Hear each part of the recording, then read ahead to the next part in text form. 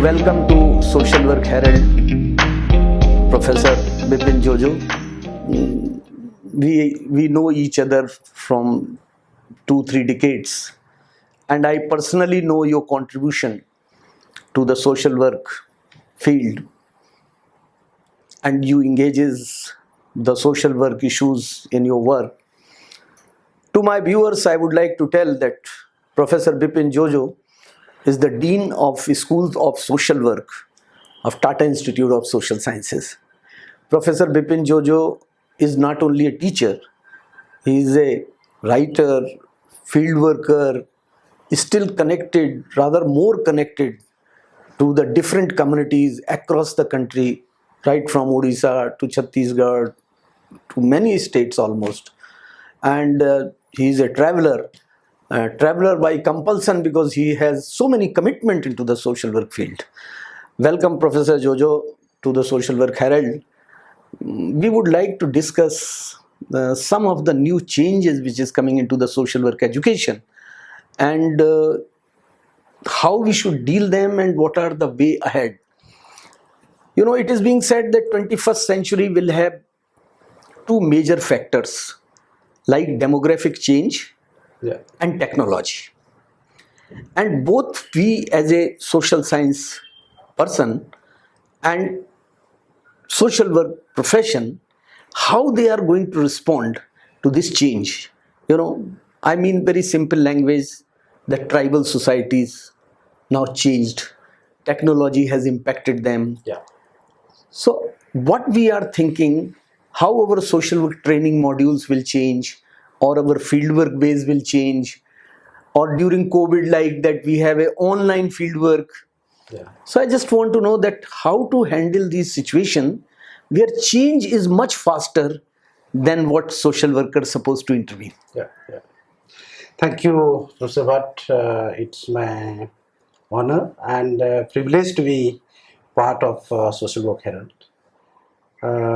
Absolutely, you have raised very, very pertinent points. And specifically with the changing time, I think we as a social worker, all social work education practice is at the crossroad. With the changing time, definitely technology is coming up so fast. And it is a big challenge for us to see that how do we integrate technology in our practice and education. COVID has given one good example, how we were technology driven or technology dependent. And I think that has opened up many avenues and opportunities also to try out technology in our education and the practice. And say,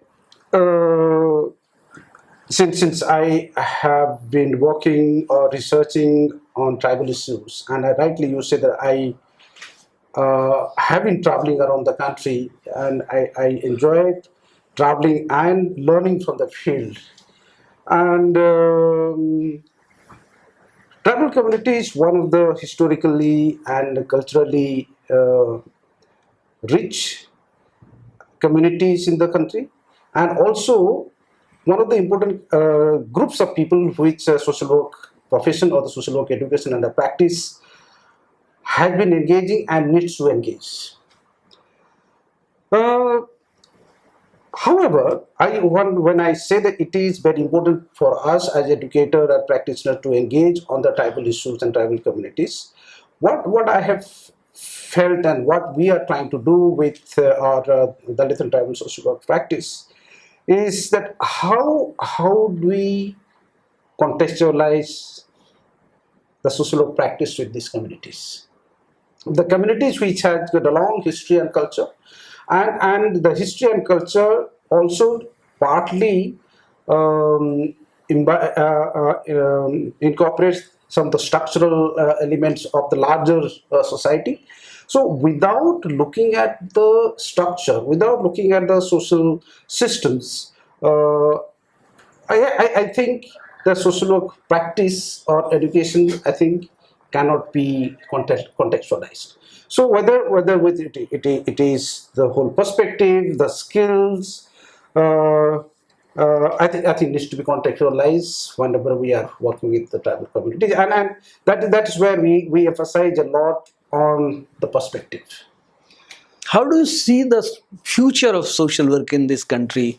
We have 550 social work institution now, and one of the government of India report says that there are 66,000 students enrolling in BSW program, 60,000 enrolling in MSW program.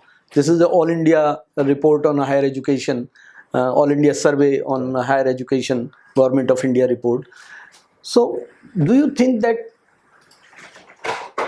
social work in India is going to make some definite changes into the society?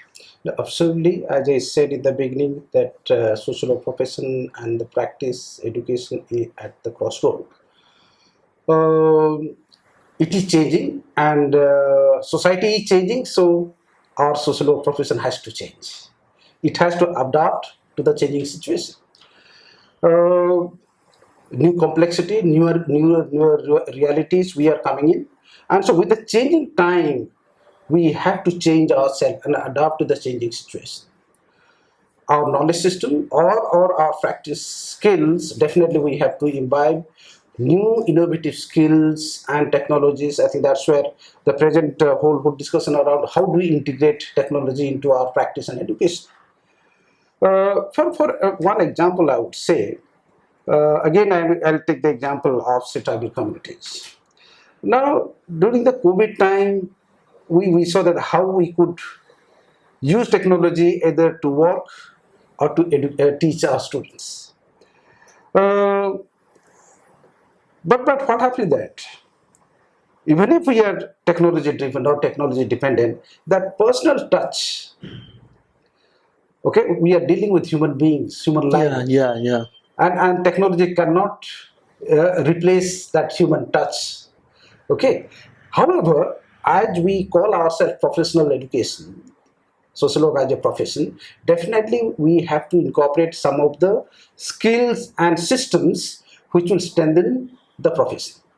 And some of the old practices or the methods or the skills what we had, I'm not saying they are irrelevant, but I think we have to incorporate many newer skills and methods, because technology I see that cannot replace human feelings, but at the same time it can also help us to strengthen our skills, strengthen our practice. Sitting here or in one classroom, we are able to reach out to the remote areas. During COVID time, I'll tell you, uh, we were in Mumbai and coordinating with the doctors who were located in different parts of the country and reaching out to the tribal communities on Zoom, and we were able to create awareness about Hmm. because the whole village were connected during that time as part of that awareness building on COVID. So I think technology can be incorporated, but we have to be very careful. It is not, it cannot replace our human touch and feelings, what we can share and we can understand each other when we are sitting together like Right, this. right, Professor. You are dean of one of the most premier institution, and whatever you do at Tata Institute of Social Sciences, many institutions in this country look forward towards you. That how what you are doing and how you are sharing. Yeah. So I will be very happy if you share some of vision which you have developed at Tata Institute of Social Sciences with your colleagues as a dean, which you have given the direction to your department.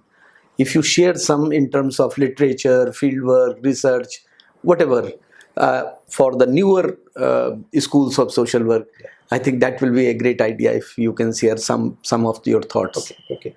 Yeah, rightly you said that or rather, let me say, one of the criticisms of social work educators is that we talk a Hmm. lot, we practice a lot, but we do not write much. I think that is one of the criticisms we have been getting it for long.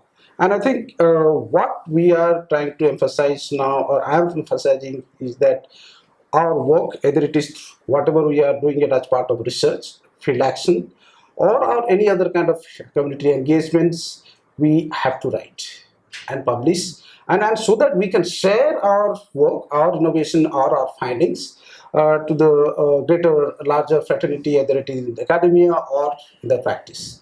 So one is developing literature and publishing. That is one of the priorities what I see, so that we can share our work. In terms of practice, continuously we have to innovate. Continuously we should be alert about our environment. What are the new complexity, the new issues? Like recent past, we have seen the issue of migration, refugees, climate change. Some of the groups like LGBT groups, disability groups, some of these groups who have been part of the larger society but somehow invisible. And also, how do we recognize some of these invisible groups and bring them into the discourse of social work practice and social work education, so that they can also have access to justice and live a dignified life? So, our research or our practice, we are trying to see that how we can incorporate some of these groups and some of the issues which have somehow conventionally we have not been able to incorporate in our social work education. Right, So right. I think I that's just one of recall the you have done some work on e-Pathsala, and EPG Pathsala, right? so it is freely available to the any school or any student, or Yes, Professor. But it is available to anyone who can. One can go to EPG Pathsala, Google it. It is a simple thing, and one can go to the Ministry of Education website and access it. So it is available. But I think I would like to add on another interesting thing which I'm part of or I'm engaging at this moment. That is research on indigenous knowledge system. okay, very nice. Uh, That's a very pertinent and very demanding question, yeah, I and think I was going to ask. Yeah, when whole globe is talking about sustainable development or SDG 2030, I think climate change is the focus. And in the context of climate change, I think globally now indigenous knowledge system is getting a lot of prominence, and internationally many universities are also engaging on that. Currently, I'm working on well-being and indigenous knowledge system. very nice. Because as part of the sustainable development of individuals or society, ultimately we are talking about well-being of people, well-being of individuals or families or groups. And with the faster degradation of our environment and ecosystem, I think the whole world and the society has realized that no, if we have to save this earth, we have to go back to our traditional indigenous knowledge system, which probably some of the communities still have those knowledge system, and we have to document, learn, and integrate with the larger knowledge system, so that we can preserve the resources Right. and also talk about the sustainability of this earth.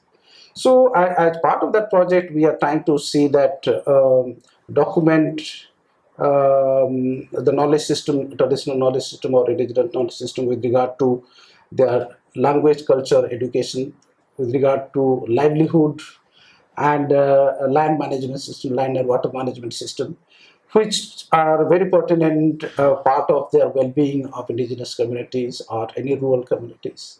So that is one of the projects I'm very much associated with it, where about 25 countries around the world we are part of. Oh, nice, very nice. So I'm very much passionate about this project at the moment. We will look forward for the result and findings, and our viewers will be very interested. We will re-invite you in our program to share this part of the indigenous, because nowadays in India you must be aware that there is a voice that social work is an imported subject, and this is a very long comment. Social work Herald and me particularly, I believe that social work, what we have adopted in 1936, in last 8 decades, it has changed a lot. Yes. And we have contextualized in our culture. Still, with Social Work Herald, we are planning also to open a center for indigenous knowledge. And especially the objective is to create the literature, which will, so very kind, we are likely to publish something very important, social work contributors. We have already started in Social Work Herald, Social Work Legends. Yes. We are taking another segment where we are telling the people about social work through stories, and we are also thinking to include like Panchtantra stories and, prevalent one. So thank you very much. And we are really obliged that you have joined us on this talk, which we have been looking forward to meet you, and we will be very happy to see you again into the Social Work Herald. Thank you. Thank you. Namaskar. Namaskar.